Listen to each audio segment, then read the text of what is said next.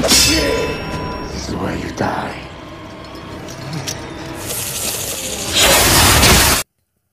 Halo guys, kembali lagi di channel Yenda. Di video kali ini Raul akan merangkum sebuah film action berjudul Snake Eye yang dirilis pada tahun 2021. Film ini bisa dibilang sebagai prequel atau solo dari seri Gi-Ijo yang menceritakan asal-usul karakter pahlawan Snake Eyes. Dan gimana jalan ceritanya? Yuk mari kita simak alur ceritanya.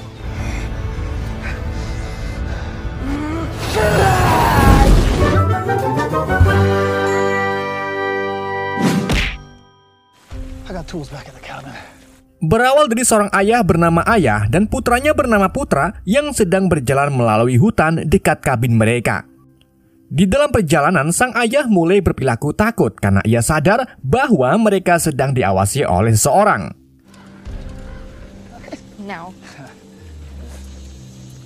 Pada malam harinya, sang ayah tiba-tiba membangunkan putranya dan menyembunyikannya di kamar mandi.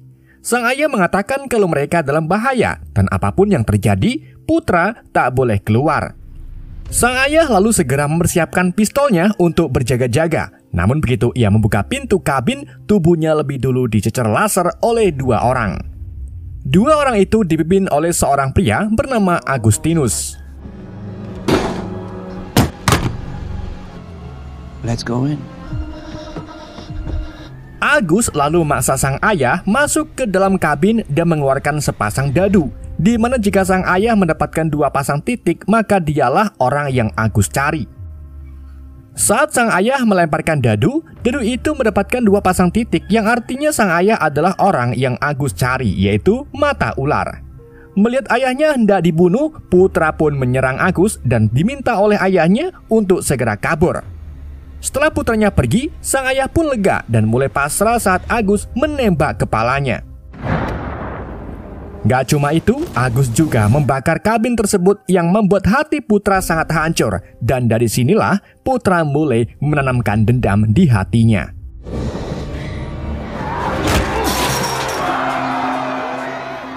"20 tahun kemudian di AS atau di masa kini, Putra mengganti namanya menjadi Snake Eye seperti ayahnya dan hidup sebagai petarung jalanan. Selama mengikuti pertarungan, Snake Eye selalu menang. Hal inilah yang membuat seorang pria asal Jepang bernama Kenta menyukai kemampuan Snake Eye.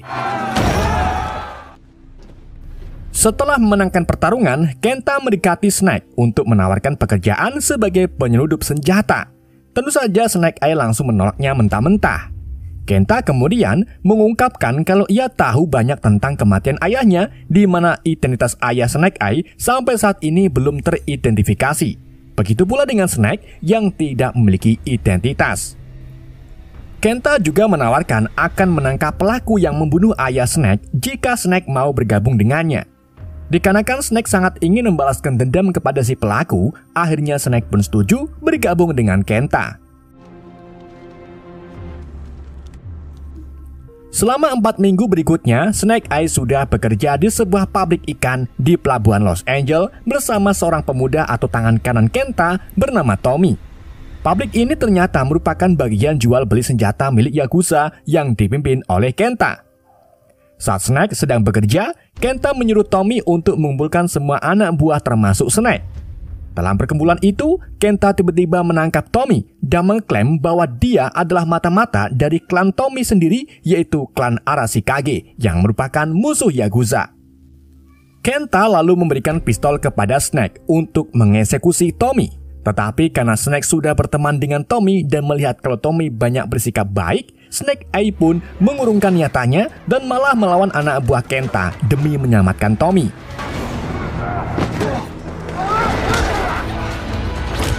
Dalam pertarungan itu, Tommy dan Snake bekerja sama melawan puluhan anak buah Kenta.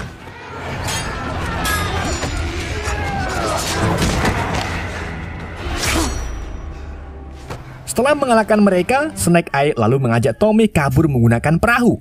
Namun di tengah itu, Tommy melihat Kenta yang hendak kabur dan memutuskan untuk beradu pedang dengannya. Selagi Tommy berduel, Snake menyingkirkan beberapa anak buah Kenta yang mencoba membunuh Tommy. Karena jumlah anak buah Kenta tak habis-habis, keduanya pun memilih kabur menggunakan truk. Namun saat mencoba kabur, keduanya diserang habis-habisan menggunakan pedang katana. Hingga akhirnya polisi datang yang membuat Kenta memilih untuk melarikan diri. Sedang Snake Eye jatuh pingsan karena terluka parah di bagian perutnya. Snake lalu terbangun dan mendapati dirinya di dalam pesawat yang sedang mengudara bersama Tommy. Tommy kemudian mengucapkan terima kasih banyak karena telah menyelamatkan nyawanya. Tommy memberitahu Snake bahwa dirinya dan Kenta adalah sepupu. Namun Kenta haus akan kekuasaan dan berambisi mengambil alih klan Arashikage. Itulah mengapa Kenta mencoba membunuh Tommy agar klan Arashikage jatuh ke tangan Kenta. Namun untuk saat ini, klan itu masih di tangan nenek Tommy. Menyadari Snake Eye tak memiliki tempat tinggal, Tommy pun mengajak Snake ke tempat asalnya, yaitu di Tokyo.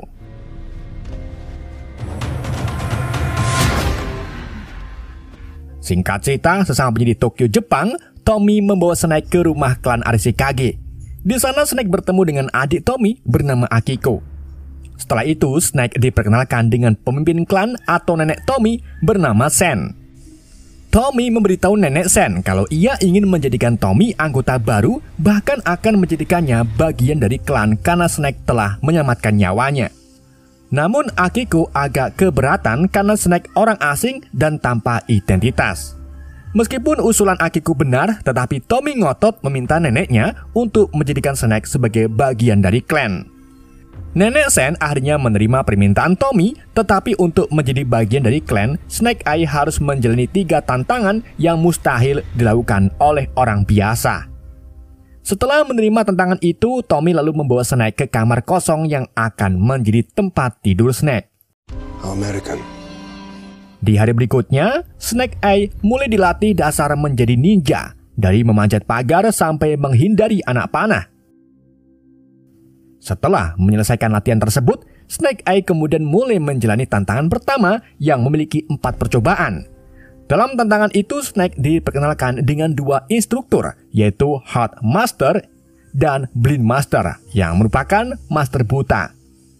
Saat tantangan pertama dimulai, Snake diuji oleh Heart Master yang menginstruksikan untuk mengambil atau menukar mangkuk air dari tangan Heart Master tanpa menumpahkan air dari mangkuk di tangannya sendiri. Di dalam percobaan pertama, Snake gagal karena ternyata Headmaster sangat lincah. Saat Snake mencoba lagi di percobaan kedua, Snake lagi-lagi gagal yang membuat Tommy mulai panik. Meskipun begitu, Snake tak menyerah dan mencoba percobaan ketiga yang berakhir gagal karena Snake menggunakan kekuatan serta amarah. Sebelum percobaan terakhir atau keempat dimulai, Snake teringat kata-kata ayahnya agar melepaskan semua egonya ketika menghadapi masalah. Dari situlah Snake tidak lagi menyerang Headmaster, melainkan menggunakan sopan santun dan meminta Headmaster untuk menukarkan mangkuknya. Dan ternyata taktik itu berhasil. Di malam harinya mereka merayakan keberhasilan Snake dengan menyekutang bersama. Dalam perayaan itu, Snake bertanya ke Akiko kenapa Headmaster terus-terusan mengawasinya. Akiko pun tersenyum sambil mengatakan kalau Headmaster rabun jauh. Justru Blind Master lah yang selalu mengawasi Snake meski matanya buta. Setelah perayaan, Snake Eye kemudian meminjam motor milik Tommy untuk berkeliling kota mencari Koyoi Conan. Namun bukannya mencari Koyoi Conan, Snake malah mampir ke pemandian air hangat. Di mana di sana Snake bertemu dengan Kenta. Dari sinilah terungkap kalau Snake masih bekerja sama dengan Kenta. Jadi pertarungan di pelabuhan hanyalah akal-akalan Kenta saja agar Snake mendapatkan kepercayaan Tommy. Yang mana Kenta ini ingin Snake masuk ke dalam klan dan mencuri sebuah artefak kuno milik Arashikage yang disebut sebagai permata matahari. Dan sebagai balasannya, Kenta akan memberikan lokasi Agus kepada Snake Eye. Keesokan harinya saat Snake sedang belajar bahasa Jepang secara otodidak, ia dipanggil oleh Tommy yang ingin memberi Snake sebuah hadiah pedang kehormatan, yaitu pedang Morning Light. Snake lalu iseng menanyakan tentang permata matahari kepada Tommy, yang kemudian dijawab kalau permata itu berada di kuil dan hanya bisa dibuka dengan DNA keturunan pemimpin klan yaitu Nenek Sen, Tommy, dan Akiko.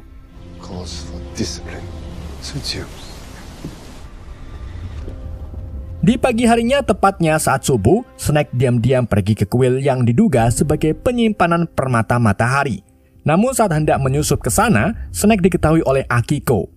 Akiko yang mulai curiga dengan Snake lalu mengajak Snake duel pedang. Dalam duel tersebut, Akiko mendapatkan panggilan dari Tommy yang menyuruh mereka untuk datang ke ruang pengawas. Di sana Tommy menunjukkan kepada Akiko kalau Kenta terdeteksi berada di Tokyo dan sedang melakukan transaksi senjata. Dan untuk mencegahnya, Tommy pun mengajak Akiko dan Snake untuk menyergap Kenta. Di malam harinya, ketiganya lalu pergi ke bangunan padat dan menemukan tempat penyimpanan senjata Kenta. Tanpa pikir panjang, Akiko dan Tommy pun langsung melakukan serangan kepada puluhan anak buah Kenta.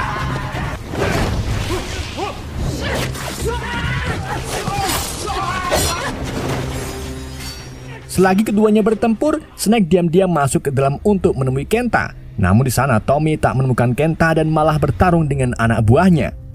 Setelah mengalahkannya, Snake menemukan box penuh senjata yang tutupnya terdapat cap logo organisasi Cobra. Sementara itu Tommy akhirnya melihat Kenta yang berdiri di atas bangunan. Tommy pun langsung naik ke sana dan mulai berduel dengan Kenta. Di dalam pertarungan itu, Snake Eye melihat Akiko hendak membantu Tommy membunuh Kenta. Dan dikarenakan hanya Kenta yang tahu lokasi Agus, Snake pun diam-diam memotong papan lampu yang mengibatkan pertarungan mereka berhenti dan Kenta berhasil lari. Saat ketiganya kembali ke markas, Akiko dan Tommy menghubungi salah satu agen Gi-Ijo yaitu Scarlet yang pada saat itu sedang diikuti oleh anggota Cobra. Karena merasa terganggu, Scarlet pun menghajar para anggota tersebut. Setelah urusan Scarlet selesai, Akiko memberitahu Scarlet kalau Kenta bekerja sama dengan Cobra. Dan saat Scarlet melihat data Kenta, ia menyadari kalau Kenta bekerja untuk agen Cobra tingkat kabupaten bernama Anna Lewis atau The Baroness yang selama ini Scarlet cari.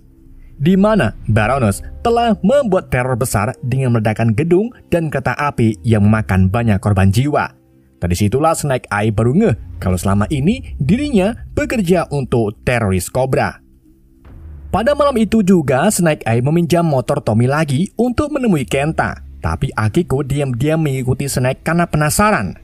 Menyadari Akiko mengikutinya, Snake pun mengelabui Akiko dengan nyungsep ke gang sempit. Setelah Akiko kehilangan jejak, Snake pergi menemui Kenta di sebuah gedung penuh senjata. Di sana Snake dikejutkan dengan datangnya Baroness yang mengungkapkan kalau mereka saling menguntungkan, di mana Kenta membutuhkan Cobra untuk menghancurkan Arashikage.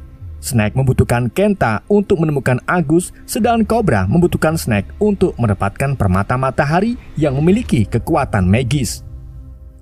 Snake lalu mengungkapkan kalau ia ingin berhenti karena tak sudi bekerja untuk teroris. Namun Kenta dan Baroness menunjukkan rekaman Agus yang sudah mereka temukan. Jadi mau tak mau Snake pun harus menyelesaikan pekerjaannya jika ingin membunuh Agus. Di malam berikutnya, Snake menjalani tantangan kedua yang kini hanya dibimbing oleh Blind Master. Blind kemudian memulainya dengan melepaskan cahaya biru terang yang diikuti oleh Snake. Di mana saat Snake masuk ke cahaya itu, Snake langsung dibawa kembali ke lokasi pembunuhan ayahnya. Di situ Snake bertemu dengan penampakan ayahnya dan langsung mengungkapkan penyesalannya karena tidak dapat menyelamatkan sang ayah. Sang ayah pun memaklumi Snake karena pada saat itu Snake masih kecil. Setelah pandangan masa lalu Snake Eye berakhir, Blind Master memberitahu Snake Eye bahwa tantangan ini bukan tentang menang atau kalah, tetapi tentang apakah Snake mampu melepaskan beban yang membebani hidup Snake itu sendiri. Dari tantangan kedua inilah Snake Eye mulai dilema. Apakah ia harus berhenti bekerja untuk Kenta atau bergabung dengan klan? Namun karena rasa balas dendamnya sangat tinggi, Snake Eye pun segera menyelesaikan tugasnya dengan mencoba menyusup ke kuil permata matahari. Tapi saat Snake berhasil menyusup ke kuil itu, Snake menemukan kalau isi kuil tersebut hanyalah perlengkapan ninja saja. Ditambah lagi Akiko datang yang menyadari kalau kuil ini baru saja disusup. Akiko pun segera pergi ke kamar Snake karena ia menduga Snake lah yang menyusup ke kuil. Tapi saat menggeledah kamar Snake, Akiko mendapati kalau Snake baru saja ngising. Karena Akiko terus curiga, Snake pun berterus terang kalau ayahnya dibunuh waktu masih kecil. Dan semenjak itulah Snake menempuh perjalanan hidup hanya untuk balas dendam kepada pelaku pembunuhan ayahnya. Mendengar hal ini, Akiko pun memahami Snake dan menyarankan Snake untuk mengosongkan hatinya saat menghadapi tantangan ketiga yang akan diadakan besok pagi. Keesokan harinya, para anggota klan kemudian membawa Snake ke gua bawah tanah yang menjadi lokasi tantangan ketiga. Snake lalu mulai turun ke gua tersebut dan menekan tombol on-off. Setelah itu, ia mulai memasang kuda-kuda untuk menghadapi tantangannya. Namun, saat di emat-emat di tantangan terakhir ini, Snake tidak melawan manusia, melainkan melawan 3 ular Anaconda purba raksasa. Ketika ketiga ular itu mengelilingi tubuh Snake, Snake mengingat kata-kata Akiko untuk mengosongkan hatinya. Awalnya, Snake berhasil mengontrol emosinya sehingga membuat ular-ular itu tenang. Namun pada satu titik, fokus Snake pecah yang membuat ular tersebut mulai menyerang Snake. Untungnya saat Snake dililit dan hendak dimakan, ia diselamatkan oleh Akiko dan ditarik ke atas. Akiko lalu mulai mengosongkan hatinya sehingga ular-ular itu berdiam diri dan pergi meninggalkan Akiko. Snake Eye kemudian dibawa ke hadapan Sen yang sangat marah karena Snake Eye gagal, yang artinya Snake tidak pantas menjadi anggota klan. Snake Eye pun mengaku kepada Sen bahwa hatinya tidak murni dan tujuan utama dalam hidupnya adalah balas dendam terhadap orang yang membunuh ayahnya. Setelah dimarahi oleh Sen, Snake mulai berkemas-kemas untuk meninggalkan klan. Sebelum pergi, Snake menemui Tommy yang terlihat kecewa dengan Snake. Saat Snake mengembalikan pedang Morning Light, Tommy menolak dan menganggap kalau pedang ini adalah hadiah. Bukannya berterima kasih, Snake malah mengeluarkan niat busuknya, di mana ia sengaja membuat semacam ikatan janji darah persaudaraan dengan Tommy sehingga Snake Eye berhasil mendapatkan DNA Tommy yang menjadi kunci memperoleh permata matahari. Snake Eye lalu berjalan meninggalkan komplek klan, tapi begitu ia keluar, Snake kembali menyusup ke dalam sambil merusak perangkat keamanan sehingga alarm komplek berbunyi. Mengetahui ada penyusup, Tommy dan Akiko pun langsung pergi ke kuil permata matahari berada. Dari situlah Snake mengambil kesempatan untuk mengamati cara Tommy membuka pintu masuk kuil dan cara membuka brankas permata. Tommy yang merasa kalau pertamaknya masih aman kemudian kembali ke komplek, tapi tidak dengan Akiko yang curiga kalau penyusup itu masih di sekitar kuil. Dan benar saja, setelah kuil kosong, Snake diam-diam masuk ke dalam dan membuka brankasnya dengan DNA Tommy. Tepat saat Snake Eye mengambil permatanya, tiba-tiba Akiko muncul dan terjadilah pertarungan di antara mereka. Pertarungan itu dimenangkan oleh Snake Eye, ia langsung melarikan diri. Di keesokan harinya, Nenek Sen marah besar kepada Tommy karena orang yang ia bawa malah mencuri artefak Arashikage. Dari situlah Tommy menaruh dendam kepada Snake dan berjanji akan membunuhnya. Snake Eye kemudian menemui Kenta, Baroness, dan anak buahnya di pinggir sungai. Snake menyerahkan permata itu ke Kenta yang langsung mengujinya kepada salah satu anak buahnya, di mana permata itu mampu membakar apapun yang diinginkan oleh pemegangnya. Setelah mendapatkan apa yang diinginkan, Kenta, Baroness, dan anak buahnya kemudian pergi ke klan Arashikage untuk memulai perang. Sedang Snake Eye masuk ke dalam rumah kosong yang dalamnya sudah ada Agus. Snake Eye lalu menyerahkan dadu kepada Agus dan langsung menyadari kalau pria di hadapannya adalah putra dari seorang ayah yang ia bunuh 20 tahun yang lalu. Sebelum Snake membunuh Agus, Agus mengungkapkan fakta kalau dirinya disuruh oleh Komandan Cobra untuk membunuh ayah Snake yang merupakan Snake Eye juga. Menyadari bahwa Cobra adalah musuh sejatinya, Snake Eye pun memilih untuk membiarkan Agus pergi dan beralih untuk menghentikan Kenta. Saat Snake sedang melakukan perjalanan ke Arashikage, ia dikejar oleh Tommy dan Akiko yang mulai menyerangnya.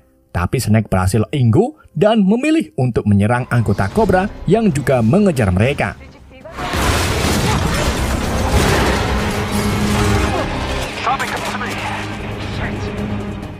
Sementara itu, Kenta dan rombongannya tiba di komplek Arashikage dan mulai membunuh anggota klan serta membakar komplek tersebut.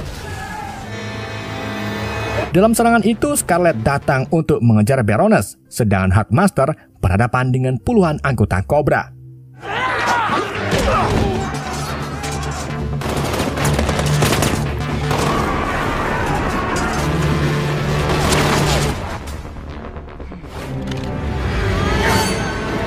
Sementara itu di jalanan, Snake Eyes sedang berhadapan dengan anggota Cobra di atas truk sampai akhirnya Akiko dan Tommy datang untuk membantu Snake Eye. Namun setelah musuh dikalahkan, Tommy mengajak Snake Eye bertarung.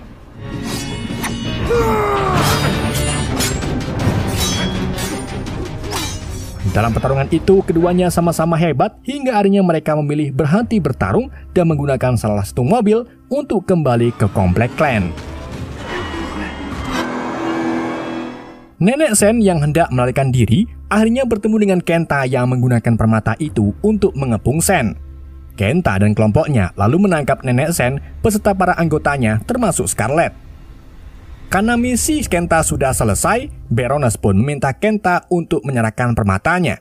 Namun entah mengapa Kenta malah mengkhianati Baroness dan akan menggunakan permata ini untuk melawan Cobra.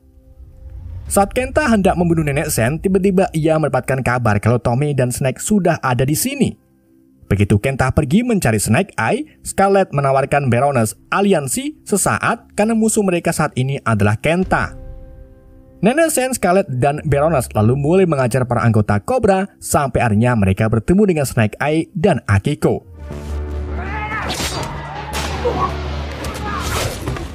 Sedangkan Tommy bergabung dengan Blind Master dan Heart Master untuk melawan anggota Cobra yang berada di luar. Dalam pertarungan itu, Tommy dibantu oleh Snake dan yang lainnya.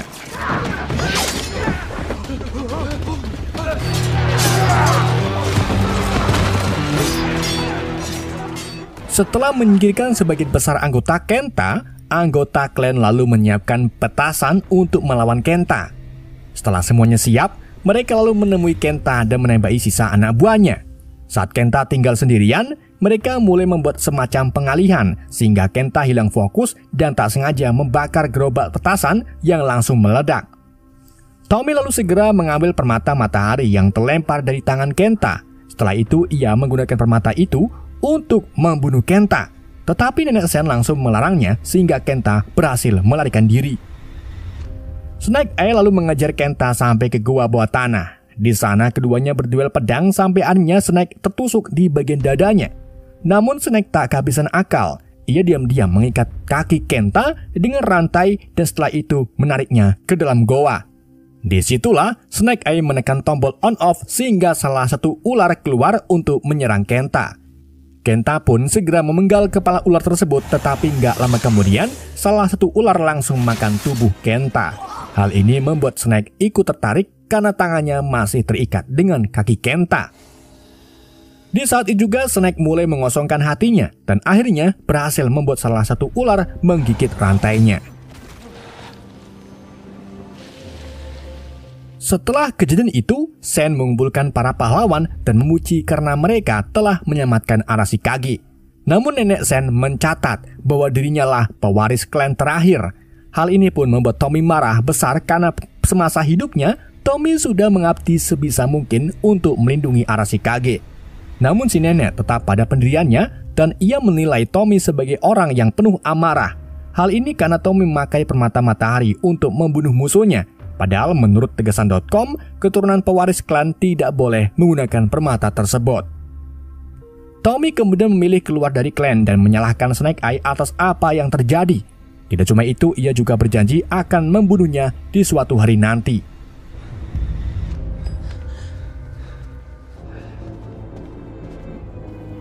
Setelah kepergian Tommy, Snake Eye lalu mulai bergemas-gemas untuk mengejar Tommy. Tapi sebelum itu, Akiko datang dan memberi setelan ninja yang menjadi setelan ikonik Snake Eye. Di saat itu juga Scarlet datang dan memberikan Snake Eye sebuah berkas, di mana berkas itu ternyata milik ayah Snake yang merupakan anggota Gi Ijo sebagai Snake Eye. Itulah mengapa ayah Snake menghilangkan identitas Snake agar Snake aman dari incaran para musuhnya. Scarlet lalu memberitahu Snake kalau Jenderal Carlton sebagai pendiri Gi Ijo menawarkan Snake untuk menggantikan posisi ayahnya.